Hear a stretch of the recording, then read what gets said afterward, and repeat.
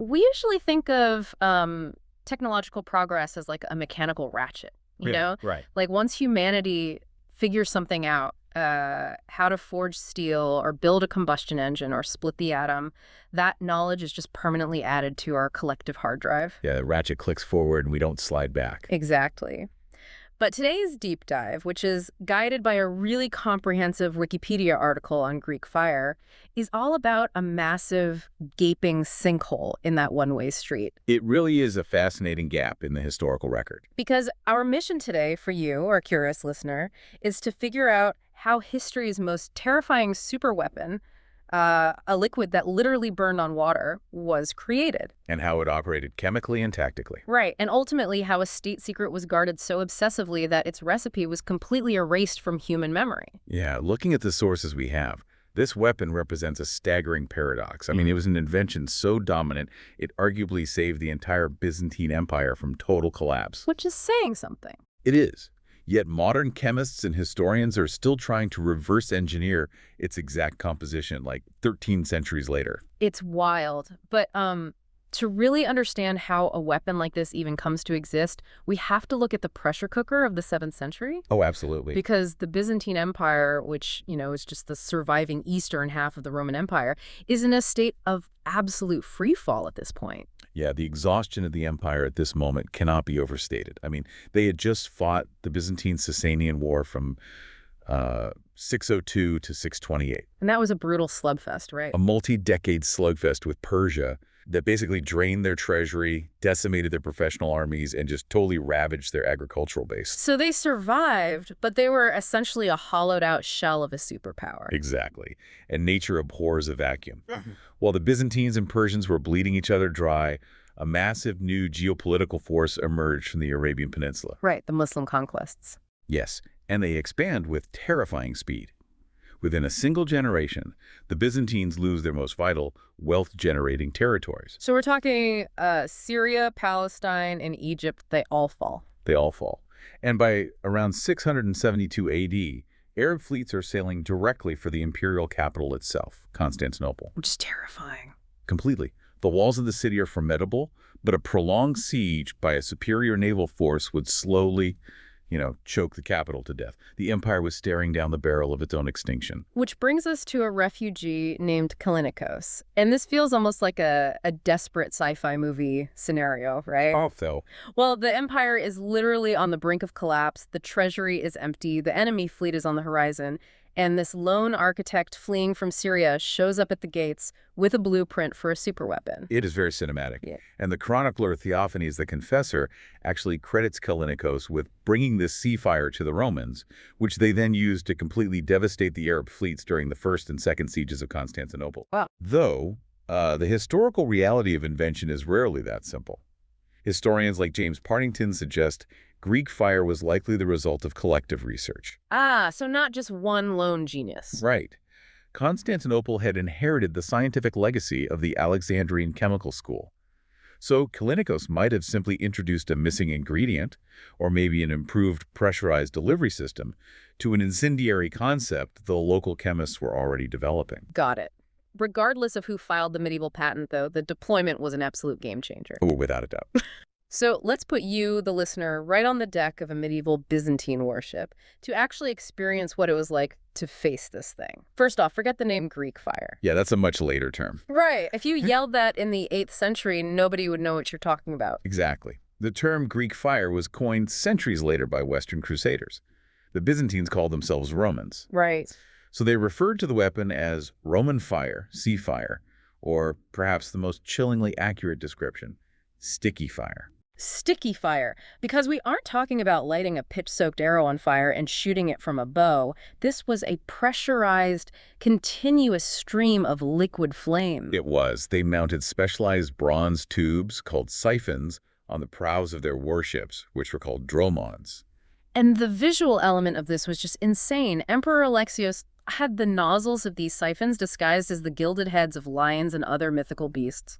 Yeah, the visual and psychological warfare elements were engineered just as carefully as the weapon itself. When the operators triggered the weapon, the continuous stream of fire appeared to be vomited directly from the open jaws of these golden monsters. That is horrifying. It gets worse. Surviving accounts describe an overwhelming sensory assault. There was deafening roar, like a thunder that accompanied the spray. And huge plumes of thick, blinding black smoke, right? Yes. And the most terrifying property of all, it ignited and continued to burn directly on the surface of the ocean. Wait, on the water? On the water. Throwing water on a petroleum-based fire actually makes it significantly worse. Oh, right, because it boils. Exactly. The water instantly boils, turning to steam, which expands and splatters the burning oil over a much wider area. If your ship was it, and you instinctively dove into the sea to save yourself, Which is what anyone would do. right, you would find that the surface of the water itself was ablaze. That is just nightmarish. And the sources list only 3 ways to extinguish it once it's stuck to a surface, right? Smothering it with sand, dousing it in strong vinegar, or pouring old urine over it. Yes, old urine. Wait, old urine. Imagine the sheer sensory overload of this battlefield for you. You're dodging liquid fire from a brass lion head. The ocean is literally burning. The noise is deafening. Exactly. And your only defense mechanism is frantically splashing yourself and your shipmates with old urine and vinegar. The smell alone must have been apocalyptic. The psychological impact alone would shatter the morale of an attacking fleet before the physical damage even took hold. The smell, the noise, the impossible sight of burning water, it was apocalyptic. I am struggling to buy one part of this history, though. Once that, Well, if this weapon was deployed for centuries, from the 600s all the way to the 1200s, how is it possible their enemies never stole it? I mean, if I'm an Arab or Bulgar naval commander, my entire operational goal is to capture one of these fire ships intact and reverse engineer it. It's basically 9th century plumbing. How hard could it be to take a nozzle apart? that assumption is exactly what the Byzantines anticipated, and it's why Greek fire is, honestly, a masterclass in medieval information security. Really? Yeah, they didn't treat it as a simple chemical recipe. It was a highly complex, compartmentalized system. You couldn't just capture a ship and start spraying fire. But didn't they capture them? They did. In 812 and 814, the Bulgars captured 36 siphons and large quantities of the liquid. In 827, the Arabs captured a fully intact fire ship. And they still couldn't use it. This is basically the medieval equivalent of nuclear launch codes. That's a great analogy. I mean, you could steal the nuclear missile, but without the launch pad, the encrypted codes, and the trained engineers, you just have a giant, very dangerous paperweight. The paperweight analogy is spot on, especially regarding the danger. Let's look at the physics of what they were trying to do. Okay. You have a highly volatile, highly flammable liquid. To get it to spray out of a nozzle over a long distance, you have to pressurize it. Right. But cold crude oil is incredibly thick and sludgy. So to make it flow through a pump and ignite easily, you have to heat it. Wait, heating a sealed, pressurized vat of volatile petroleum on a wooden ship, what could possibly go wrong? Everything could go wrong. If the Arabs captured a ship and tried to operate the siphon without knowing the exact temperature tolerances or the specific valve timing or the internal mechanics of the double-acting force pump, The pressure would just build up. yes, and the entire tank would detonate, blowing their own ship to splinters. Wow. The knowledge of how to cast the bronze valves, how to mix the chemicals, and how to navigate the specialized drum-on ships were all kept in entirely different silos.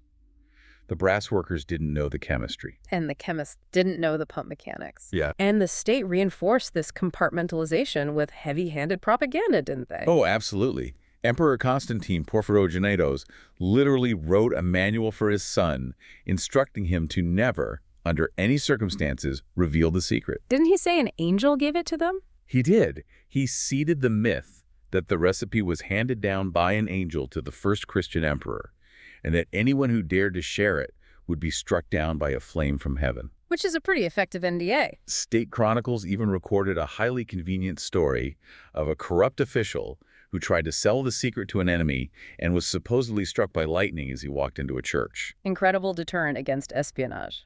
But the ultimate consequence of siloing information that aggressively is that you eventually hide it from yourself. Yes. Which brings us to the modern era, where scholars and chemists have had to play historical CSI to figure out what's actually inside those golden lion heads. It's been a long process of elimination. Let's walk the listener through the debunked theories, because the chemistry here is just fascinating. Theory number 1, it was an early form of gunpowder based on saltpeter. Right. The French school of chemists pushed the saltpeter theory really hard in the 19th century. They read the ancient descriptions of thunder and smoke and immediately assumed an explosive discharge. Makes sense on paper. It does, but chemically and historically it falls apart. Saltpeter acts as an oxidizer. When you ignite it, it causes a rapid combustion that results in an explosion, a blast that propelled a projectile. And Greek fire wasn't a blast. No, it was a slow, continuous stream of burning liquid.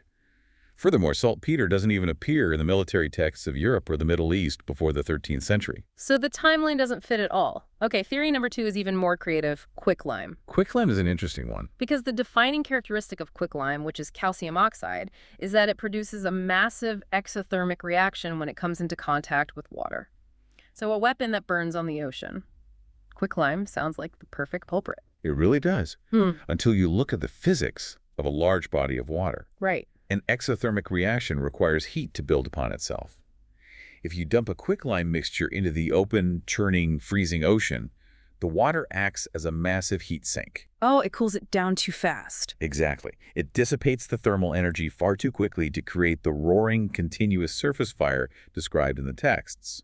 Additionally, Emperor Leo VI's military manual explicitly describes Greek fire being poured directly onto the dry wooden decks of enemy ships and being used in land sieges where water wasn't present at all. Quicklime needs water to react, so it cannot be the primary incendiary agent. That makes total sense. Then there is theory number 3, calcium phosphide. You supposedly create this by boiling animal bones in urine inside a sealed vessel, which produces a compound that spontaneously ignites when it touches water. It is a brilliant piece of speculative chemistry, obviously, but modern empirical testing completely ruled it out. Extensive laboratory experiments utilizing calcium phosphide could only produce brief, weak flashes of flame. So not a roaring inferno. No, it failed entirely to replicate the intense 1,000-degree fire that melted enemy ships. So if those 3 are out, what is the actual modern consensus? The prevailing consensus is that Greek fire was essentially a medieval form of napalm. The base ingredient was naturally occurring crude oil or refined petroleum known as naphtha. Where did they get it? Well, the Byzantines controlled territories around the Black Sea that had naturally seeping oil wells. Okay, but raw petroleum is too thin and runny to use in a flamethrower, right? If you spray it, it disperses into a mist and burns out instantly. Exactly. They needed a thickener. Hence, sticky fire. Precisely. They mixed the naphtha with organic resins, likely pine tar or animal fat. The resin fundamentally altered the physics of the weapon. It thickened the fluid so it could be shot in a cohesive stream. Right. It dramatically increased the duration and temperature of the burn, and it allowed the blazing liquid to stick tenaciously to wooden hulls and human targets. And we don't just have to guess about this, which is the coolest part. In 2002, historian John Heldon actually built a full-scale working replica of the Byzantine siphon system. He did, for a television documentary. Right. They used ancient texts to reverse engineer a bronze force pump, a swivel nozzle, and a brazier to heat the mixture of crude oil and wood resins. And the results of that experiment were both validating and completely terrifying. Right. Even with modern welding techniques, the replica was incredibly dangerous to operate due to the extreme pressure and volatile vapors. But when they got it working? When they got it working, it shot a cohesive stream of fire up to 15 meters, nearly 50 feet. That's incredible. The flame temperature exceeded 1,000 degrees Celsius, which is over 1,800 degrees Fahrenheit. It instantly destroyed the target ship they had built. Wait, I have a question about the resources, though. If the primary ingredient is just crude oil, and the Middle East is literally famous for its oil reserves, why couldn't the Arab fleets just make their own version? That's a great question. I mean, they had the fuel naturally bubbling up from the ground. The Arabs were absolutely utilizing petroleum in warfare. The Abbasid Caliphate had specialized military units called Nafatun. These soldiers wore fireproof suits and hurled small copper vessels filled with burning oil. Like medieval Molotov cocktail. Essentially, yes. Yes. But they never replicated the continuous stream of the Byzantine siphon. They had the raw naphtha, sure, but they lacked the specific resin thickeners that made it viscous enough to shoot. And crucially, they lacked the highly specialized bronze working and fluid dynamics engineering to pressurize a heated tank of oil safely. Okay, that makes sense. It's the difference between throwing a firecracker and building a ballistic missile. Exactly. But even as an engineering marvel, Greek fire had serious tactical limitations. I mean, a 15-meter range is incredibly short. On the open ocean, that is basically hand-to-hand combat range. The strict operational parameters were its biggest weakness. You could only deploy the siphon ships safely in relatively calm seas. If the water was too choppy, the operators couldn't maintain the pressure or aim the nozzle. And wind, right. Very wind-dependent. If the wind suddenly shifted and blew back toward the Byzantine ship as they fired, a 1,000-degree sticky liquid would blow right back onto their own deck. That is a massive design flaw.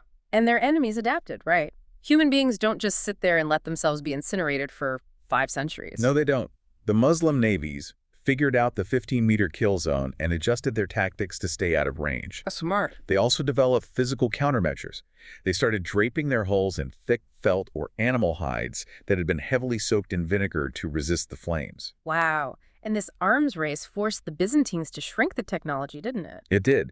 Emperor Leo VI reputedly oversaw the invention of kerosiphones. Which were? They were essentially portable, handheld flamethrowers resembling giant syringes. A medieval infantry flamethrower. That is wild. They utilized them heavily in land warfare, mounting them on siege towers to clear defenders from city walls. They also expanded into secondary munitions, like filling ceramic grenades with the naphtha mixture. And didn't they cover those in spikes? Yes, caltrops. Sharp, multi-pointed metal spikes on the outside of the clay pots. If an enemy soldier stepped on the grenade, it would maim their foot. Ouch. And if they bent down to try and dislodge it, the clay would shatter and ignite the liquid fire. It is just brilliant, ruthless military engineering. But then the timeline of this weapon hits a brick wall. A very sudden brick wall. By the time of the Fourth Crusade in 1203, when Constantinople is famously besieged and sacked by a Latin Christian army, Greek fire is completely absent from the historical record. The city falls, and the superweapon is just nowhere to be found. The sudden disappearance is one of the most debated mysteries of the medieval period. There are several compounding factors. Like what? Well, in the decades leading up to 1203, the Byzantine Empire underwent a period of significant military decline and disarmament. They may have simply lost the infrastructure to mass-produce the siphons. Oh, that makes sense. Furthermore, they lost control of key territories around the Black Sea, which likely cut off their supply to the specific crude oil seeps and pine resins required for the mixture. But it seems to me that its biggest strength, that absolute obsessive secrecy, was actually its fatal flaw. How do you mean? By compartmentalizing the knowledge so tightly, the Byzantines basically guaranteed they would eventually erase it from their own history. That's a very perceptive point. If only 2 families in the entire empire know how to forge the pump valves, and only 1 guild knows the exact ratio of the chemical mixture. All it takes is one localized plague. Exactly. Or 1 political purge by a paranoid emperor, and that entire chain of knowledge is permanently broken. The irony is profound. In their absolute obsession with keeping the knowledge from their enemies, the Byzantine state virtually guaranteed that they would erase the technology from their own history. And there is actually a bizarre 19th century coda to this entire saga that perfectly illustrates that danger of hoarding knowledge. Oh, really? What happened? So, hundreds of years after the Byzantine Empire fell, the Ottoman Empire controls Constantinople. And a man named Cavafian, an Armenian subject of the empire, approaches the Ottoman authorities, claiming he has successfully rediscovered the lost chemical recipe for Greek fire. Wait, really? Did he actually have it, or was he a con artist? According to the reports of the era, he conducted demonstrations that genuinely convinced the Ottoman military brass that he had recreated the substance. Okay. But Cavafian refused to document the chemical formula or hand it over to the state. He demanded that he personally command the fire ships during actual naval engagements. So he wanted to be the sole keeper of the black box. He was doing exactly what the Byzantine emperors did. Precisely the same mistake. And the Ottoman imperial government, deciding they had absolutely no interest in being held hostage by a single man's secret, took a much more brutal approach. Let me guess. They had Cavafian poisoned. Wow. He died, taking his reverse-engineered secret to the grave, ensured the recipe was lost to history a second time. Which leaves you, the listener, with a lot to process today. We've traced the arc of an exhausted empire on the brink of annihilation, saved by a highly pressurized stream of burning crude oil. We explored the physics of heating volatile liquids, the chemistry of quicklime and naphtha, and the extreme lengths a state will go to protect its greatest asset. The fundamental lesson of Greek fire is a stark reminder about the fragility of human knowledge. We take for granted that information is cumulative, Right. but complex systems require continuous maintenance, shared understanding, and institutional memory. When you hyper-compartmentalize a technology, you make it incredibly brittle.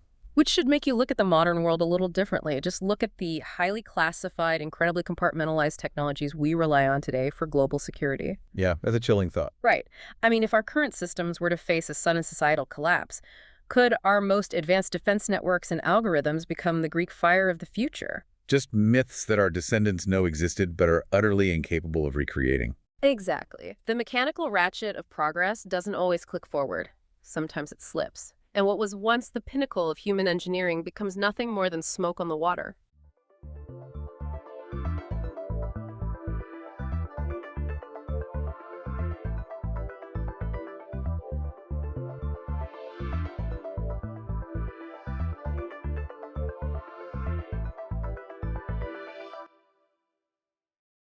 Um, According to a massive Pew Research study conducted between 2019 and 2020, 98% of modern Indians identify with a caste. Yeah, which is just a staggering number. It really is. And, before you assume this is strictly a Hindu concept, this data actually spans across religions. We're talking about Hindus, Muslims, Christians, and Sikhs all identifying with a caste. Right.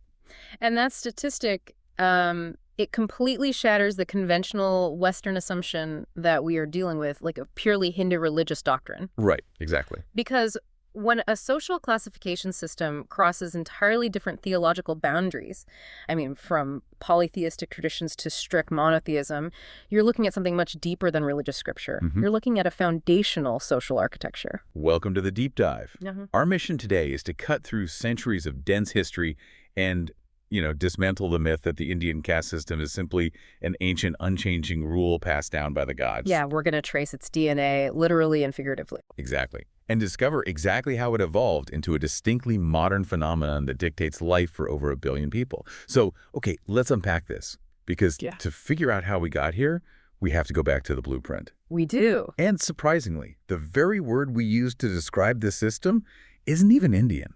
No, it's not. The term caste is actually derived from the Portuguese word casta. Oh, wow. Yeah, which translates roughly to race, lineage, or breed.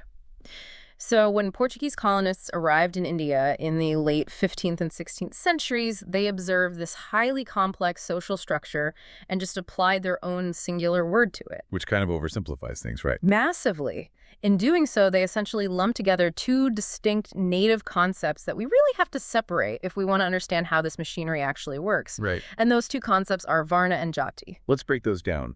Starting with Varna, this is the ancient Vedic framework translating broadly to type, order, or class. Right. There are 4 main Varnas laid out in ancient texts.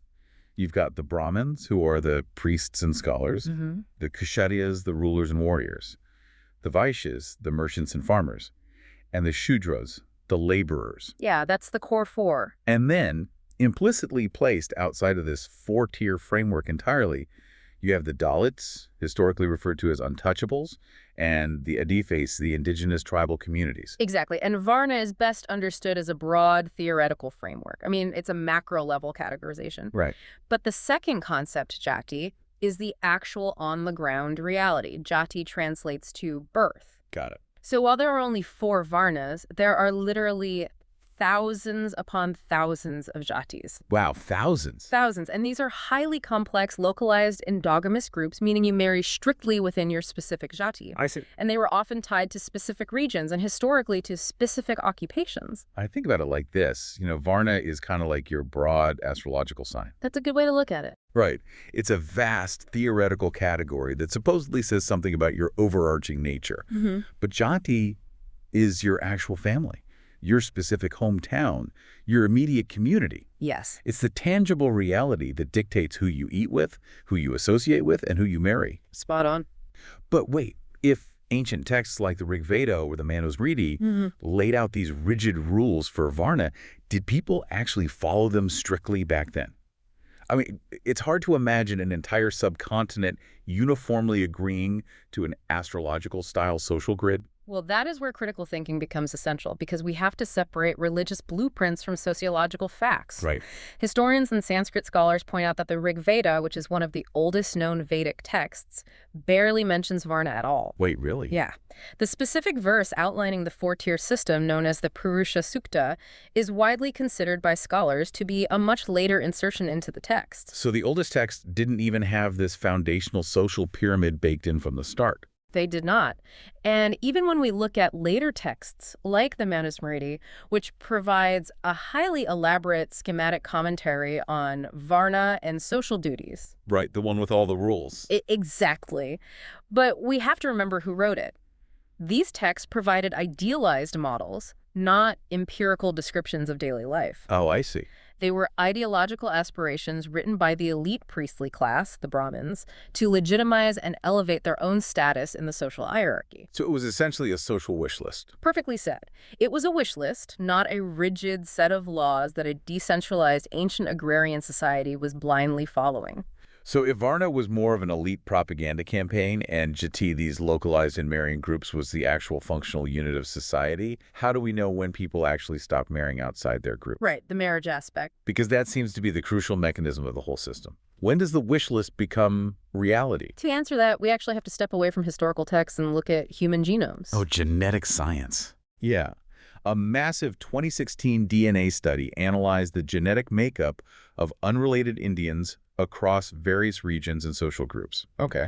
And the geneticists were looking for markers of admixture, which is just scientific shorthand for different populations intermarrying and mixing their DNA. And what they found was a massive paradigm shift. It was. The DNA evidence showed that for centuries there was significant genetic mixing across the subcontinent. But then, strict endogamy, the practice of exclusively marrying within one specific group, suddenly kicks into high gear during the Gupta Empire. Which ruled from roughly 390 to 550 CE. Right. What happened then? What's fascinating here is the political environment.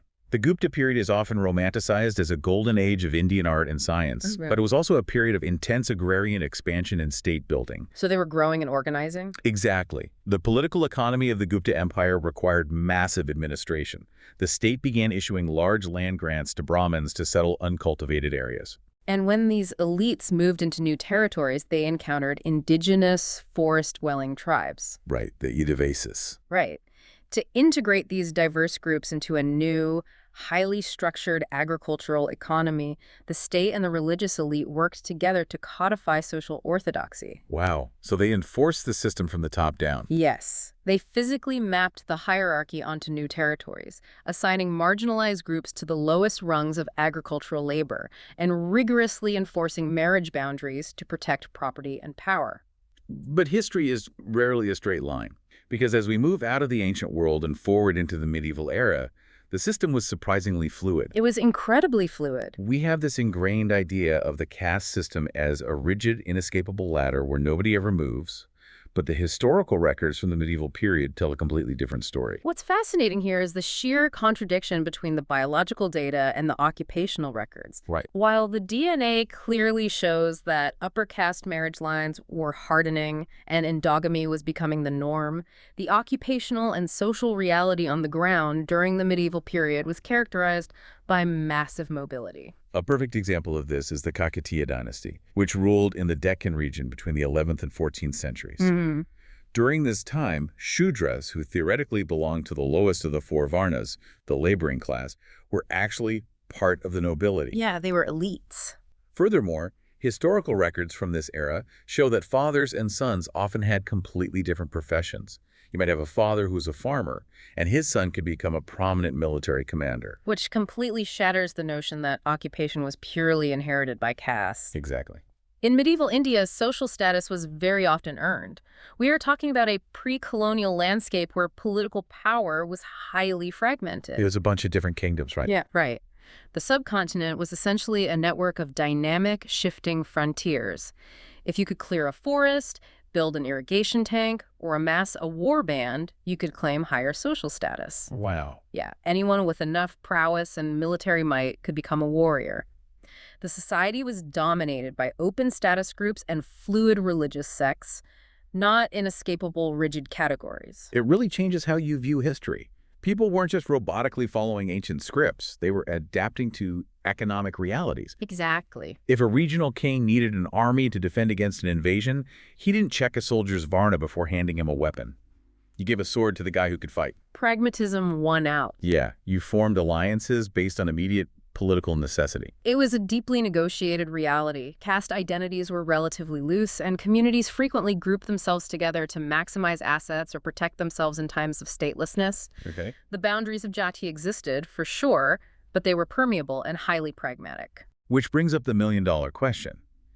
If the medieval period was this dynamic, fluid ecosystem where a Shudra could become a nobleman and military service was an open market, how on earth did we end up with the perfectly categorized, rigid hierarchy we picture today? Well, to understand that, we have to look at the administrative anxieties of the British Raj. Ah, the British. The British arrive, and by the 19th century, they are attempting to govern a population of roughly 200 million people spread across hundreds of thousands of diverse villages. Yeah. For colonial administrators, this was an absolute logistical nightmare. They needed to categorize the population in order to govern them, tax them, and control them. And, the British bureaucrats were coming from a Victorian society that was itself obsessed with rigid class structures. Oh, definitely. And they were heavily influenced by the emerging, deeply flawed pseudoscience of race. Right. They looked at the messy, fluid reality of India and tried to force it into a comprehensible scientific template. This all culminates in the census. Starting with the 1881 census, colonial administrators began classifying Indians by their jatis. But they didn't just list the names of the groups. No, they went way further. They actively ranked, standardized, and cross-referenced these jatis. They employed the language of zoology and botanical classifications. It's wild to read about. British officials literally walked around with calipers, measuring nasal indexes and skull widths, trying to scientifically categorize the population by supposed racial purity and occupational origins. And if we connect this to the bigger picture, the British didn't just document the caste system, they fundamentally weaponized it. Yeah, they made it real in a new way. Exactly. Once a massive colonial bureaucracy places you in a specific box on a census form, they can start assigning rights, distributing resources, and deploying punishments based entirely on that box. The mechanisms they used to enforce this were devastating. The British started awarding coveted government jobs and administrative appointments exclusively to what they officially designated as forward or upper castes. But the legislation went much further than employment. Look at the Criminal Tribes Act of 1871. That is perhaps one of the most tragic pieces of colonial legislation. Under the Criminal Tribes Act, the government legally declared that entire communities of millions of people were addicted to the systematic commission of non-bailable offenses. Wow. They were legally branded as criminals by birth. It had absolutely nothing to do with individual actions. The mechanism of enforcement was brutal. The colonial authorities took communities that were perhaps historically nomadic or groups that had rebelled against taxation and forced them into barbed wire settlements. Yeah. People born into these specific census categories were subjected to daily roll calls, their movements were restricted by a pass system, and they were arbitrarily arrested simply for existing outside their designated zones. So it was horrific. And we also have to look at the economic lock-in. Right, the land laws. Yeah, the colonial government passed laws like the Land Alienation Act of 1900, which strictly dictated which specific castes could legally own land. This essentially prevented the transfer of property to any group not officially stamped as an agricultural caste by the British bureaucracy. They legally blocked the economic mobility of millions of people, tying their financial destiny to an arbitrary census category. It's a bit like taking a massive, chaotic, incredibly successful neighborhood potluck where everyone is constantly trading recipes and switching seats. Right. And suddenly forcing the entire event into a strict, inescapable corporate org chart. That's a great analogy. Once you publish the org chart, that becomes the new reality. Scholars like Nicholas Dirks argue persuasively that colonialism fundamentally made caste what it is today. Absolutely. By tying employment, property rights, and criminal justice to rigid census categories, the British took a fluid, localized social system and turned it into an iron grid spanning the entire subcontinent. And that iron grid proved incredibly difficult to dismantle. When India finally gained independence in 1947, the founders of the new republic inherited this deeply entrenched, legally codified hierarchy. The newly drafted Constitution explicitly banned discrimination on the basis of caste under Article 15, and Article 17 officially abolished the practice of untouchability. But you can't just erase a century of violent categorization with a pen stroke. No, you can't. The new democracy faced an unprecedented challenge. How do you economically and socially uplift millions of people who had been legally marginalized from education and land ownership for generations? This led to the implementation of one of the most extensive affirmative action programs in human history, widely known as the reservation system. The quotas. Yes, the government established strict quotas in public sector jobs, government institutions, and higher education. Right. They created official constitutional designations. You had scheduled castes, which includes Dalits, scheduled tribes encompassing the Adaveses, and eventually, following the massive sociological surveys of the Mandel Commission in the late 1970s and 80s, quotas were expanded to include other backward classes, or OBCs. The historical intent was to correct systemic injustice and provide a level playing field. And, the data shows this system has driven significant change. It definitely has. For instance, the presence of people from the lowest castes in the highest-paying, senior-most government jobs increased roughly tenfold between 1959 and 1995. Millions of people accessed higher education who otherwise would have been structurally locked out. However, the reservation system also creates an incredibly complex modern paradox. It really does. While it elevates historically disadvantaged groups, it also fuels intense societal tension and massive protests. Because these quotas are tied to immense economic and educational opportunities in a country with fierce competition for resources, the system inadvertently incentivizes people to hold on to and actively claim backward caste status. You end up with communities fiercely protesting, sometimes shutting down entire states, demanding to be officially downgraded in the government's classification system so they can access the reservation quotas. It creates a highly charged political environment where vote bank politics dominates. Political parties frequently tailor their entire platforms to court specific caste demographics, meaning the social stratification remains deeply embedded in the daily political fabric of the nation. It's a feedback loop. Yeah. But, okay, here's where it gets really interesting. You might assume this incredibly complex social dynamics is geographically contained within India's borders. Right. But globalization and the massive migration of skilled labor have exported the nuances of this system across the world. Yeah, the implicit biases, the social networks, and the hierarchies of caste have migrated directly into the hyper-modern environments of the global diaspora. Look at the watershed lawsuit filed in California in 2020. The state's civil rights department sued Cisco Systems, a massive Silicon Valley tech company, and two of its engineering managers. The lawsuit alleged that an Indian engineer was facing intense discrimination, harassment, and professional retaliation from his managers. The reason? The managers were from a dominant higher caste, and the engineer was a Dalit. And that case forced American institutions to grapple with a huge blind spot in their own frameworks. Right. Western civil rights laws are traditionally designed to recognize discrimination based on race, gender, or religion. They were not equipped to understand how a manager might use subtle social cues, like asking about dietary habits, investigating which specific village someone's grandparents are from, or observing social networks to exclude a Dalit colleague from a promotion within a seemingly meritocratic tech company.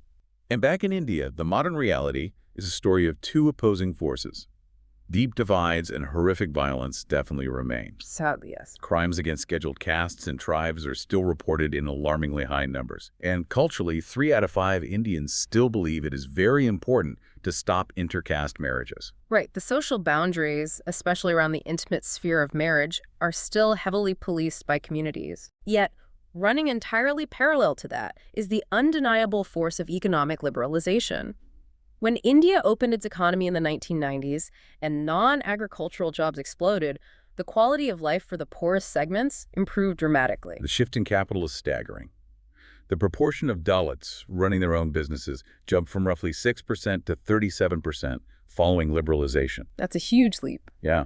When the free market expanded and global capital flowed in, it provided new avenues for wealth creation that simply bypassed the traditional village-level hierarchies. It suggests that rapid urbanization and modern commerce are incredibly effective forces in eroding rigid boundaries. Because you just can't enforce them anymore. Exactly. When people migrate to massive anonymous cities and work in crowded corporate offices or eat in bustling food courts, the old rural rules of who can share a water source or who can perform a specific job become logistically impossible to enforce. Let's zoom out and summarize this incredible journey. We started with the assumption that caste was just a perfectly preserved relic from ancient texts. But we discovered that while the broad theory of Varna existed in antiquity, it was more of an elite aspiration. The biological hardening, the strict endogamy locked in during the political expansion of the Gupta Empire. Right. Yet, throughout the medieval period, the system remained surprisingly fluid, with social status often earned on the battlefield or the frontier. Which is such a crucial point. Yeah. It wasn't until the British colonial administration arrived, measuring skulls and weaponizing census data, that this fluid ecosystem was forced into a rigid, inescapable org chart. Exactly. And today, modern democracies are left to untangle the mess, balancing massive affirmative action programs with the realities of a globalized digital economy. This isn't just a history lesson.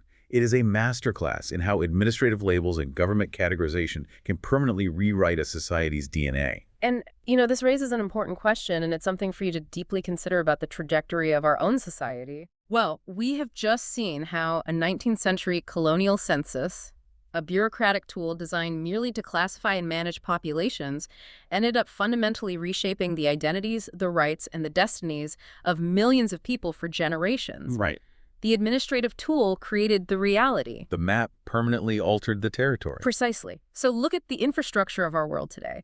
We rely increasingly on algorithmic sorting, massive data harvesting, and incredibly rigid online categorizations. Oh, wow. Yeah.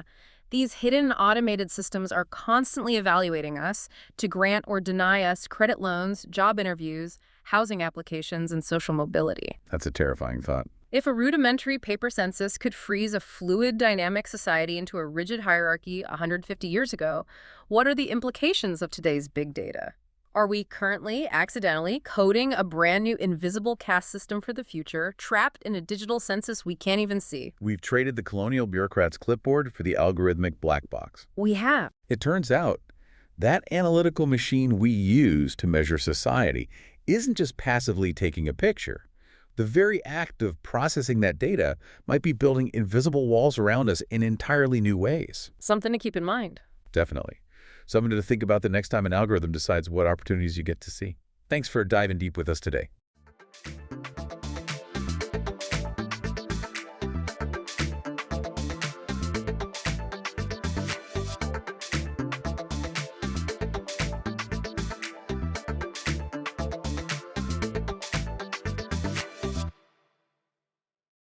Picture this, right? It is 1925, and a group of scientists finally get their hands on an actual physical spirit hand. Oh, yeah, an appendage supposedly summoned straight from the great beyond. Exactly. Brought forth during a pitch-black seance. So they take this glowing paranormal manifestation into a laboratory, to examine its ethereal properties. Right, to measure the spiritual energy. But it wasn't made of spiritual energy. It wasn't a manifestation of the human soul. It was, I really can't believe this, a carved up piece of animal liver. Yep, just raw meat. Okay, let's unpack this, because today we are going on a deep dive into the incredibly bizarre, highly theatrical, and honestly heavily debunked history of communicating with the dead. It is a wild history, yeah. We have this massive stack of source material today, mostly comprehensive encyclopedia entries on the history and the controversies of mediumship. And our mission here is kind of cut through the fog to understand how on earth people believe this stuff. We are definitely going to trace a timeline today, moving from, 19th century darkened rooms filled with flying tamarines. And fake ghosts made of butter. Literally butter, yes. Straight into the modern-day psychological traps that are hidden inside your social media algorithms. Because it's not just history, it's happening right now. Exactly. Because at its core, this claim-mediating communication between the living and the dead, it isn't just about paranormal parlor tricks. Right. It is this intricate, sometimes shocking study of the vulnerability of human grief and, the blind spots in our own psychology and just the meticulous art of illusion. Yeah, and, if you're going to pull off an illusion that lasts for over a century, You need a highly organized system, right? You definitely do. So to understand how these deceptions thrive for so long, we first have to look at the mechanics. Like, how do you actually convince a room full of people that a ghost is talking to them? Well, our sources break down the two primary methods used historically. And they really couldn't be more different in their execution. Right, you have physical and mental. Yeah, practitioners divided their methods into these two main categories. So physical mediumship, that was the theatrical extravaganza. The sensory-heavy experience. Exactly. This is where the practitioner supposedly manipulates spiritual energies to create tangible manifestations right there in the room. So we're talking like loud knocks echoing from the floorboards. Heavy wooden tables levitating in the air. Bells ringing seemingly on their own. Then even full-body materializations. Which is just wild to think about. And they achieved these materializations using a substance they called ectoplasm. Right, ectoplasm. Yeah. Which they claimed was this divine energy generated from their very own cellular structure. Which, I mean, just sounds incredibly messy and exhausting to fake. Oh, it was a whole production. And that brings us to the second category, right? Mental mediumship, which completely bypasses the physical props. Yeah, mental mediumship is where the communication supposedly happens strictly via telepathy. The practitioner just, tunes their brain into the spirit world. And what struck me in the sources is the terminology they used for this. It is incredibly granular. Like, they categorized every conceivable sensory input and attached a psychic equivalent to it. Yeah, it wasn't enough to just say, I have a message from beyond. They mapped out specific psychic senses. Right. So you have clairvoyance, which means clear seeing, like perceiving objects or spirits in your mind's eye. Okay, that one is pretty standard. Then there's clairaudience, which is clear hearing, clairsentience, clear sensing of emotions. But then it goes even further than that.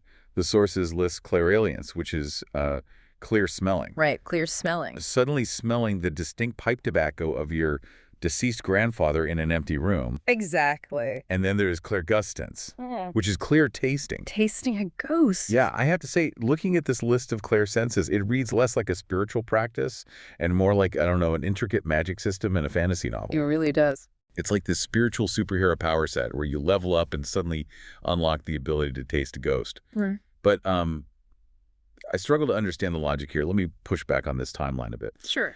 If mental mediumship exists, if you can simply use telepathy to hear a message from the beyond, why on earth would anyone bother with the complicated physical stuff? It's a great question. Like, why risk getting caught faking ectoplasm or rigging up levitating tables if you could just sit comfortably in a chair and say, hey, your grandfather is speaking to me? Well, what's fascinating here is the specific historical context of the audience sitting in those chairs. Okay. We have to rewind to the 19th century. Imagine the societal mindset of that era. Right, the Victorian era. Yeah, you have a population that is deeply rooted in religious faith. But simultaneously, they are colliding head-on with the undeniable, explosive wonders of material science. Oh, right, the Industrial Revolution, early electricity. Precisely. The invention of the telegraph proved that invisible signals could carry messages across continents. Which must have seemed like magic at the time. It absolutely did. And photography proved you could capture a moment in time permanently on a glass plate. Yeah. The harnessing of electricity made the invisible suddenly tangible. So for a society caught between ancient faith and modern science, a mental telepathic message just wasn't enough. Wasn't convincing enough. No, they craved observable, measurable proof. Physical mediumship provided exactly what that era demanded. A scientific demonstration of the afterlife. So it was basically profound Victorian entertainment. Exactly. It satisfied their spiritual hunger while mimicking the new scientific methods of the time. That paints a really clear picture. They wanted ghosts they could, like, put on a scale or photograph. Tangible proof. But man, if physical mediumship was fundamentally just cheap theatrical trickery, and I know we will get to the absurd details of those tricks, it raises a massive red flag for me. Which is? Why did so many brilliant, highly educated people fall for it? I mean, the sources are packed with absolute geniuses who bought into this hook, line, and sinker. The roster of intellects who championed these practices is staggering. And it really proves that belief wasn't limited to the uneducated or the merely gullible. No, not at all. We're talking about Nobel laureate Pierre Curie, the man who pioneered our understanding of radioactivity. Wow. He took a very serious scientific interest in the physical medium Eusapia Palladino, and you have the prominent highly respected chemist William Crookes. And most shockingly to me, Arthur Conan Doyle, Yes. the creator of Sherlock Holmes. He was one of the most vocal, global adherents of spiritualism, which is wild when you consider how the entire movement started. Oh, the origin story is incredible. Right. The sources point to the Fox sisters in 1848 New York. They basically kickstarted this massive movement with mysterious ghostly rappings that answered their questions in the dark. Yeah, knocks from the beyond. But then, 40 years later in 1888, Margaret Fox publicly confessed that the whole thing was a prank. A childhood prank that went way too far. Yeah. She and her sister were just cracking their toe joints against the wooden floorboards. 40 years of an international quasi-religious movement, sparking countless imitators, all originating from double-jointed toes. Wait, let me stop you right there.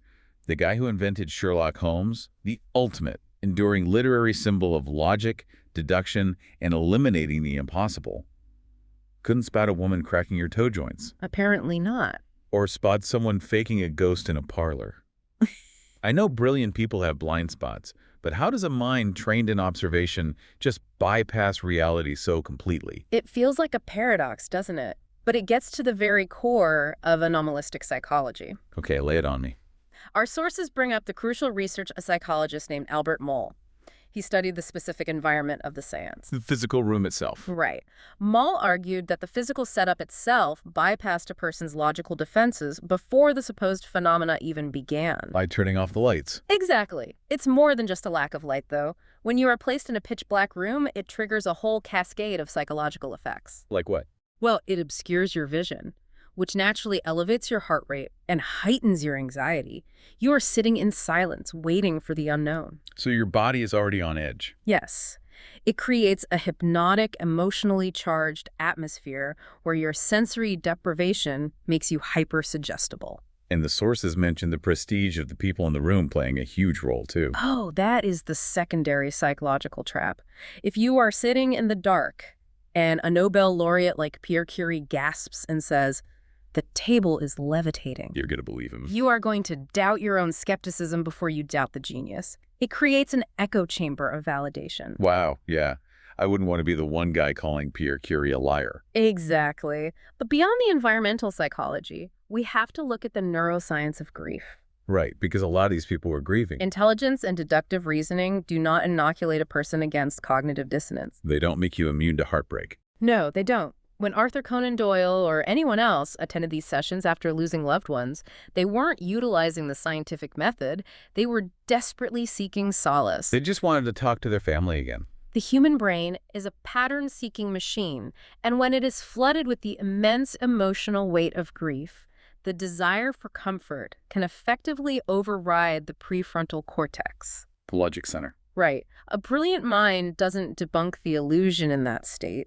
It actively uses its immense processing power to rationalize and defend what the heart desperately wants to be true. That is incredibly powerful. The brain basically weaponizes its own genius to defend the illusion. Beautifully put, yes. But, let's shine a light on those illusions, Yeah. because your explanation of that sensory-deprived, hypnotic room makes me wonder what was actually happening under the cover of darkness. Oh, it's pure chaos. Our sources hold nothing back here. The era of exposés reveals a level of audacity that is genuinely jaw-dropping. The scientific and skeptical investigations into these physical manifestations revealed a reality that was both completely absurd and shockingly rudimentary. Let's run through the actual biology and material reality of these props, because, you cannot make this stuff up. We mentioned ectoplasm earlier. The divine cellular energy. Right. When debunkers actually grabbed it, it was frequently revealed to be made of cheesecloth, butter, and muslin. Literal butter. Yes. The practitioner, Helen Duncan, right? She would literally swallow yards of cheesecloth before a sitting. She would just ingest it. Yeah, and then she would regurgitate it in the dark to mimic ectoplasm.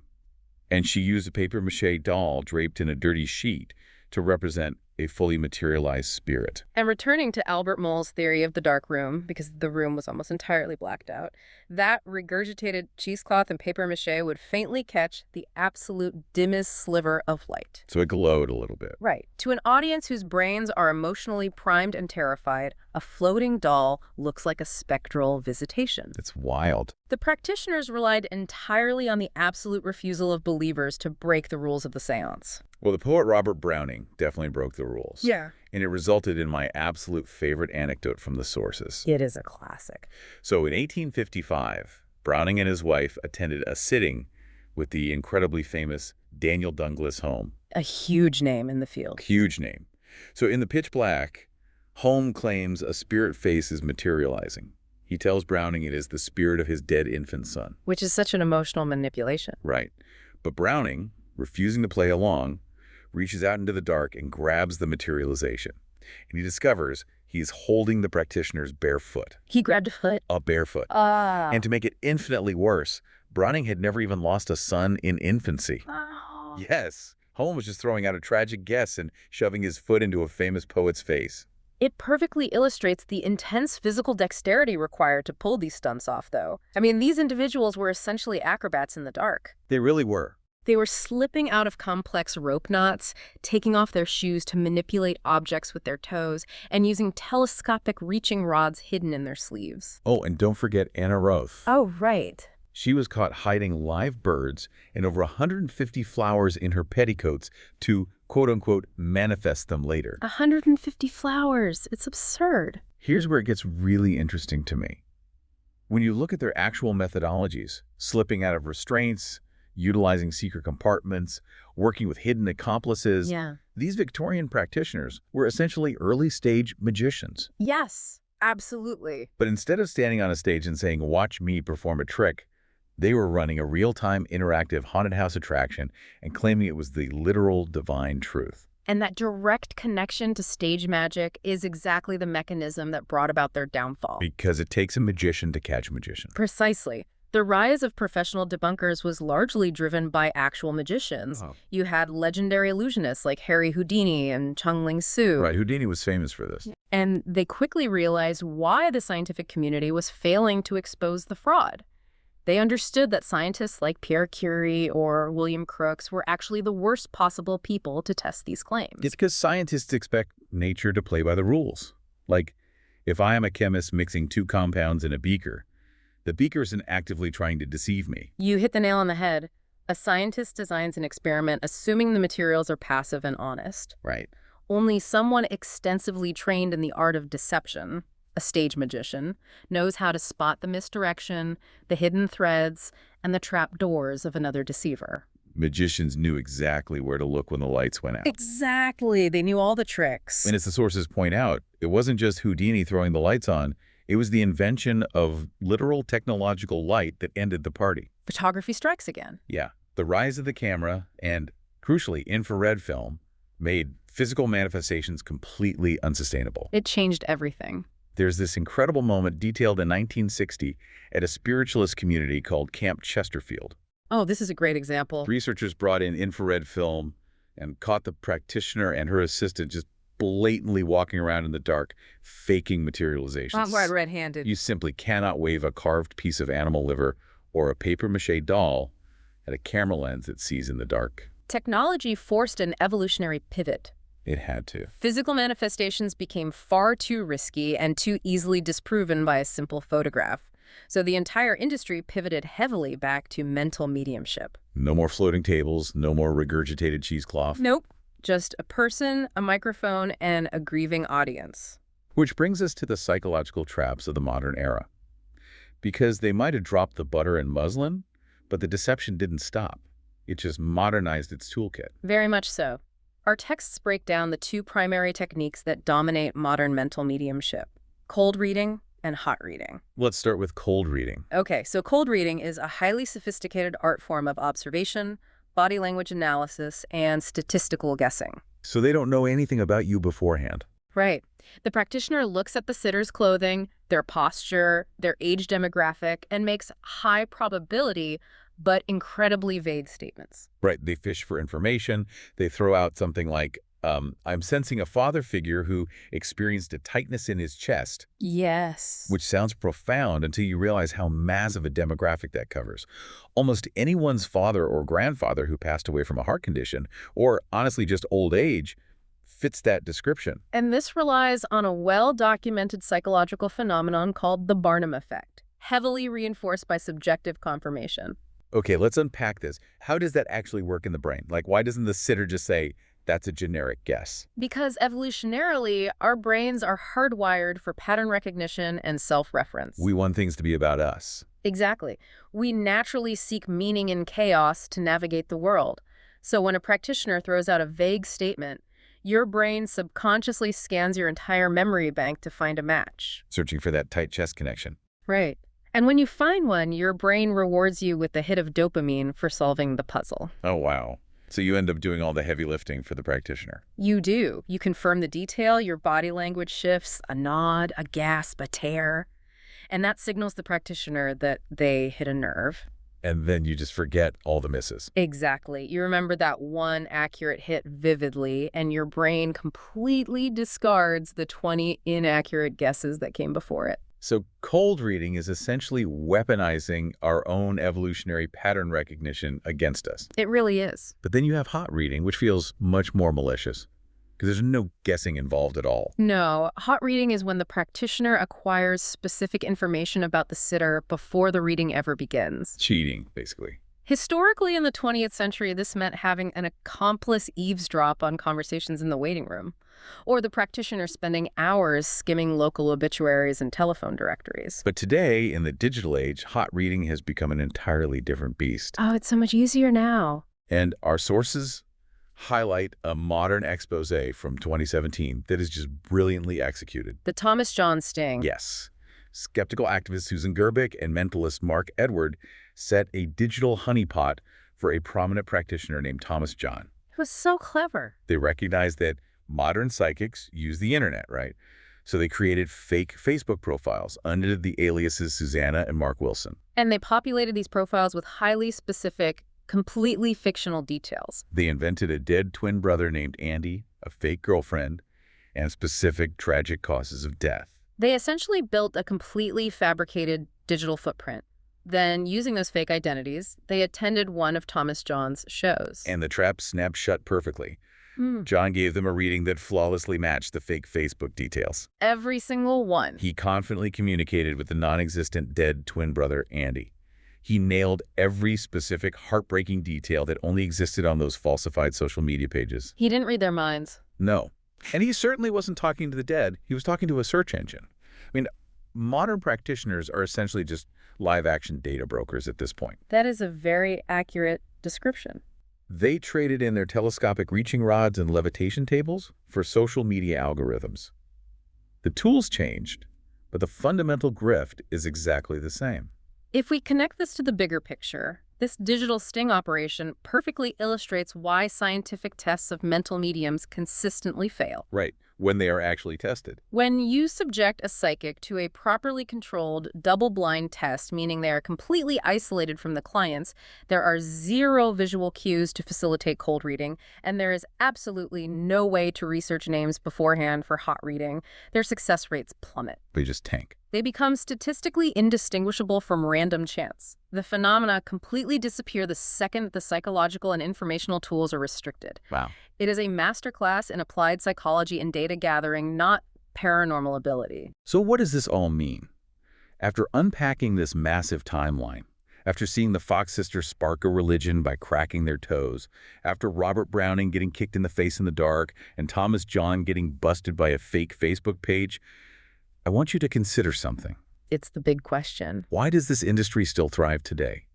Despite centuries of exposed frauds, fake feet, and digital honeypots, people are still packing massive theaters and paying thousands of dollars for private readings. It points to a profound, unyielding vulnerability in the human condition. Yes.